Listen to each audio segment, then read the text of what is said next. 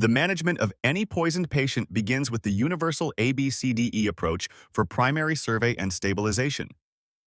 This means securing the airway, ensuring adequate breathing, supporting circulation, assessing neurological disability, and fully exposing the patient for examination. Supportive care is the absolute cornerstone of clinical toxicology. The majority of patients will recover fully with meticulous supportive measures alone.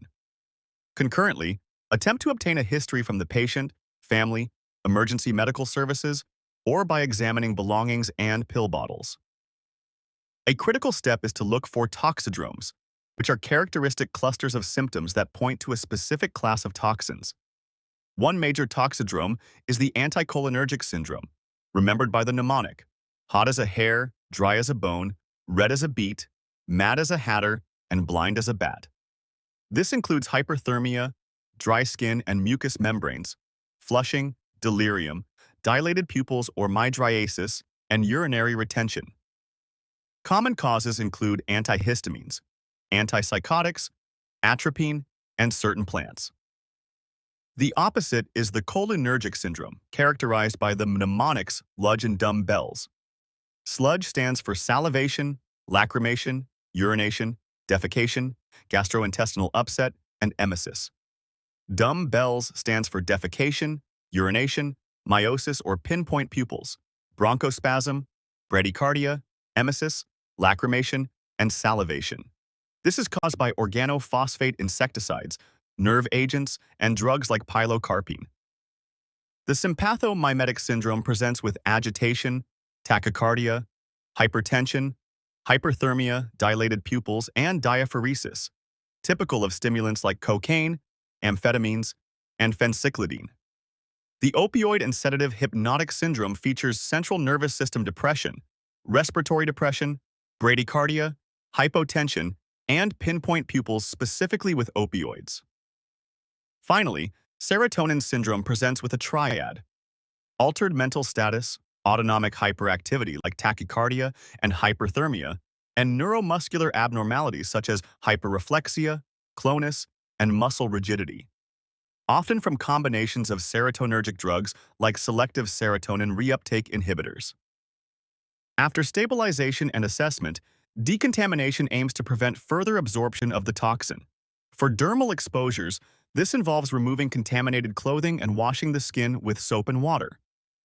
Gastrointestinal decontamination options include activated charcoal, a non-specific adsorbent effective if given within 1 to 2 hours of ingestion for many toxins.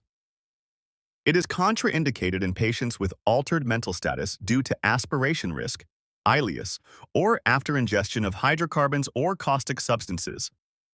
Gastric lavage is rarely used today, considered only for recent, within 1 hour, life-threatening ingestions in a patient with a protected airway. Whole bowel irrigation, using a polyethylene glycol solution until rectal effluent is clear, is used for sustained release preparations, heavy metals, iron, or ingestion of illicit drug packets. For toxins already absorbed, we employ methods of enhanced elimination. Multiple dose activated charcoal interrupts the enterohepatic or enterogastric recirculation of certain drugs like theophylline, phenobarbital, and carbamazepine. Urine alkalinization, achieved with intravenous sodium bicarbonate to make urine pH 7.5 to 8.5, enhances the renal excretion of weak acids like salicylates and phenobarbital. Extracorporeal elimination includes hemodialysis, effective for toxins that are water-soluble, of low molecular weight, low protein binding, and small volume of distribution such as lithium, methanol, ethylene glycol, salicylates, and theophylline. Hemoperfusion, where blood passes through a charcoal column, is useful for more lipid-soluble toxins like theophylline, carbamazepine, and barbiturates. Specific pharmacologic reversal is achieved with antidotes. Competitive antagonists include naloxone for opioid receptor reversal and flumazenil for benzodiazepine reversal, though the latter carries a high risk of provoking seizures and must be used with extreme caution. Chelating agents bind toxic metals for excretion. Examples are dimercaprol and succimer for arsenic, lead, and mercury. Calcium disodium EDTA for lead, and deferoxamine for iron poisoning. Metabolic substrates or inhibitors include N-acetylcysteine, which is the antidote for acetaminophen or paracetamol poisoning. It replenishes glutathione, which binds the toxic metabolite N-acetylp-benzoquinone-imine. Fomepizole or ethanol inhibit the enzyme alcohol dehydrogenase and are used in methanol and ethylene glycol poisoning to prevent the formation of their toxic acidic metabolites. Other key antidotes include atropine for blocking the muscarinic effects in cholinergic syndrome, pralidoxime to reactivate acetylcholine, esterase in organophosphate poisoning if given early, sodium bicarbonate for tricyclic antidepressant, induced sodium channel blockade manifesting as a wide QRS complex on electrocardiogram, and glucagon for beta blocker and calcium channel blocker overdose, as it bypasses the blocked receptors.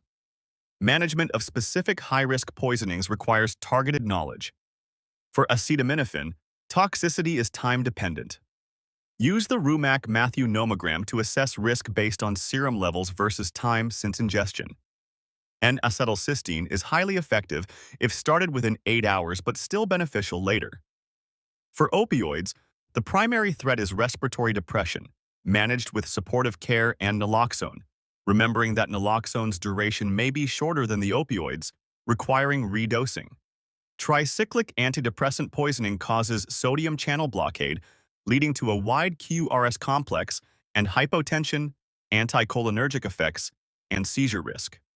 First-line treatment for a QRS wider than 100 milliseconds is intravenous sodium bicarbonate.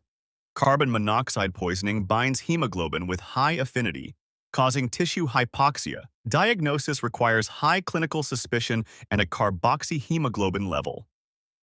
Treatment is 100% oxygen, with consideration of hyperbaric oxygen for severe cases. Cyanide causes rapid cellular asphyxia.